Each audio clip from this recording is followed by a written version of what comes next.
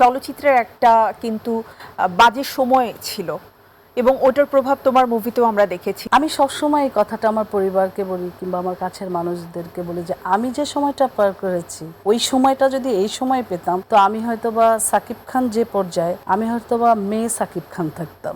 বিয়ে করেছো কত সালে? 2004-এ হচ্ছে। 2004-এ? তাও প্রেম করে। আমি সবসময় এই কথাটা আমার পরিবারকে বলি কিংবা আমার কাছের মানুষদেরকে বলি যে আমি যে সময়টা পার করেছি এই সময়টা যদি এখন আমি ওই সময়টা যদি এই সময় পেতাম তো আমি হয়তোবা সাকিব খান যে পর্যায়ে আমি হয়তোবা মেয়ে সাকিব খান থাকতাম। আচ্ছা, মানে ওই সময়টা আমি যে পরিমাণ মুভি করেছি, আমার যে সময়টা আমি যে পরিমাণ কাজ করেছি ওইটা তো একটা জায়গায় প্রকাশিত হয়েছে। অনলি যারা অ্যাকচুয়ালি চলচ্চিত্র না, যারা চলচ্চিত্র দেখে সিনেমা হলে সেটা প্রকাশ পেয়েছে, সেটা তো জনগণের হাতে হাতে পৌঁছায়নি। রাইট।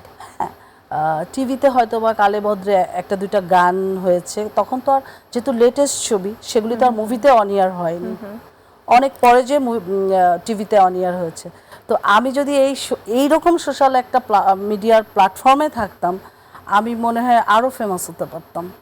আচ্ছা, তোমার ওভারঅল মুভির সংখ্যা তো হচ্ছে 113 বা তারও বেশি। না, 113টি। এর মধ্যে 8-10টা ছবি আমার এখনো রিলিজের বাকি আছে, যেগুলি অর্ধেক কাজ হয়েছে, 70% কাজ হয়েছে, অনেক প্রযোজক মারা গেছে। আচ্ছা, আমরা 113টিই ধরলাম। তোমার কি মনে হয় আনলাকি 13-এ যে ক্যারিয়ারটা থমকে গেছে? দেখুন, অনেকে বলে যে থমকে, কিন্তু আমি নিজেকে স্টপ করেছি। আমাকে কেউ স্টপ করেনি, আমাকে কেউ বলে নাই চলে যেতে। আমাকে বরঞ্চ তারা আরও বলেছে যে তুমি এই মুহূর্তে বাচ্চা নিচ্ছ, একটু পরেও তো নিতে পারো, 2-3 বছর তুমি মুভি করো। দেন আমার যারা কাছের যারা ছিল, প্রযোজক পরিচালক, আমার ইভেন দো আমার ফ্যামিলিও বলেছিল যে আফটার 3 ইয়ার্স পরে নিলে কিছুই হতো না। কিন্তু আমার ওই যে জিদ, আমি খুব পরিবার পছন্দ করতাম, একটা মেয়ের শখ ছিল যে একটা মেয়ে হবে, আমাকে মা ডাকবে। ওই মেয়ের মা ডাক শুনতেই আমার আসলে চলচ্চিত্রটাকে বিদায় জানানো। বিয়ে করেছো কত সালে? বিয়ে আমার 2004-এ হচ্ছে। 2004-এ? তাও প্রেম করে। 2001-এ চলচ্চিত্র অভিষেক, 2004-এ বিয়ে করে ফেলে, তার মানে হচ্ছে কিছুই হয়নি। আমার 20-21 বছরের কিশোরী। মানে আমার যে বিয়ে হয়েছে কিংবা বাচ্চা হয়েছে তারপরেও কিন্তু আমাকে অনেকে ডেকেছে, মানে আমার বিয়েটা কোনো ইফেক্টই পড়েনি আমার ক্যারিয়ারের জন্য। প্রেমটা কার সাথে হলো? তোমাকে প্রপোজ কে করলো? আমার হাজব্যান্ডই করেছে। তার পরিচয়টাই দাও, আমরা শুনি। হ্যাঁ, সে হচ্ছে বাংলাদেশের একজন বিজনেসম্যান, মিজানুর রহমান। আমাদের হচ্ছে TJNJ একটা কর্পোরেশন আছে, এখান থেকে সারা বাংলাদেশে পোলট্রি ফিডের ম্যাটেরিয়ালস আমরা সাপ্লাই করি। আর হচ্ছে স্বপ্নের ফ্রান্সিস আছে আমাদের নাজিরা বাজারে।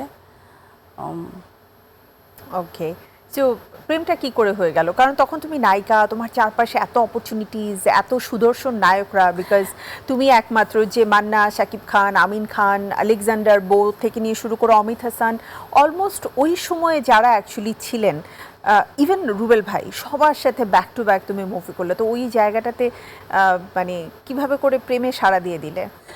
আমার হাজব্যান্ডও কিন্তু হিরোদের মতো সুন্দর। আচ্ছা, আমার মনে হয় যে উনি 6 ফিট 2 ইঞ্চি লম্বা, আর আমি অনেক ফেয়ার পছন্দ করতাম।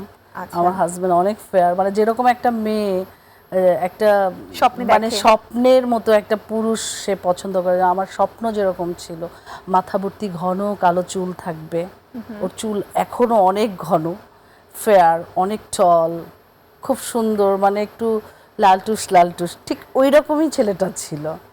প্রথম দেখাতেই আমি প্রেমে পড়ে যাই। তারপরে হচ্ছে যে টাকার বিষয়টা, অর্থনৈতিক ডেভেলপমেন্ট যেটাকে বলে, তো আমি অতটুক বয়সে অর্থটাকে খুব চিনতাম।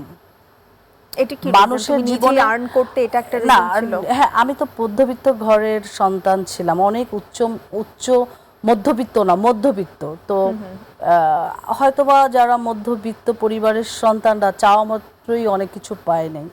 আরও আমরা 5-6টা ভাই বোন ছিলাম, সো অনেক কিছুই দেখা গেছে। কত নাম্বার ছিলে? আমি তৃতীয়। আচ্ছা, তো দেখা গেছে যে অনেক কিছু আমার ডিমান্ড থাকতো, ফুলফিল হতো না।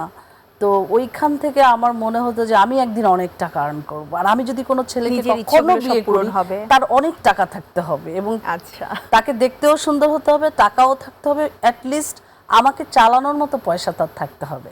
মানে তো তোমার স্বপ্নগুলো যেন সে পূরণ করতে পারে। জি, আমার শখ, আমার যা কিছু স্বপ্ন বাট সব। এই যে চলচ্চিত্রে আসার পরে তোমাকে নিয়ে যে বিতর্কের একটা ব্যাপার ছিল, অ্যাডাল্ট মুভি অথবা ওই সময়টাতে আমরা যদি বলেই থাকি যে চলচ্চিত্রের একটা কিন্তু বাজে সময় ছিল এবং ওটার প্রভাব তোমার মুভিতেও আমরা দেখেছি, তোমার অনেক ছোট ছোট ক্লিপ আমরা ওই সময়টাতে দেখেছি। আমার মনে আছে ওই সময়টা আমিও ছোট, তো আমাদের ডিসের লাইনে বেশ কিছু মুভি দেখানো হতো, তো কিছু কিছু মুভিতে দেখতাম যে তোমার হয়তো হঠাৎ করে একটা গান চলে এসেছে যে গানটা আসলে মুভির সাথে রিলেটেড না, বাট অ্যাজ লাইক আমরা যেটাকে এখন আইটেম সং বলি, জি জি। ঠিক আছে?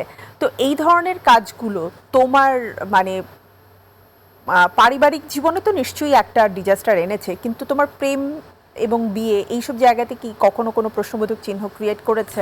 আমি একটু কথা বলতে চাই যে আমার যে গানগুলি, আমি কিন্তু সমস্ত ছবির গানগুলি নিজে নিজে বসে বসে দেখেছি।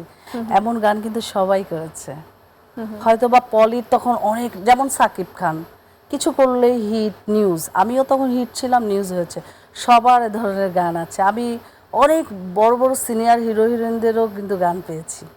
আচ্ছা, কিন্তু হয় কি যে যেহেতু আমি হিট ছিলাম, সো দোষটা আমার ঘাড়েই পড়ে।